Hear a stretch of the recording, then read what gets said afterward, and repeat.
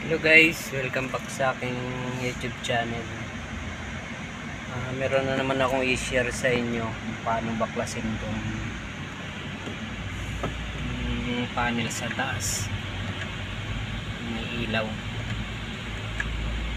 Para lang sa hindi pa marunong to, kaya panoorin yung paano baklasin para hindi na kayo mahirapan pag kayo naman magbaklas.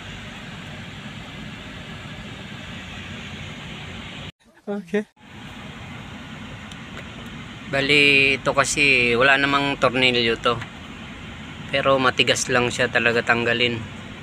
Bali ang clip niya nandito, 4 na piraso. Bali hahatakin nyo lang talaga to para matanggal nyo yung clip sa loob.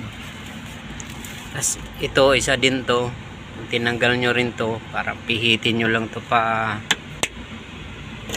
Yan.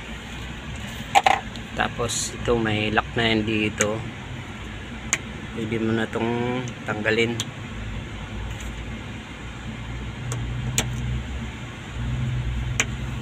Ayan. Tapos itong sa taas,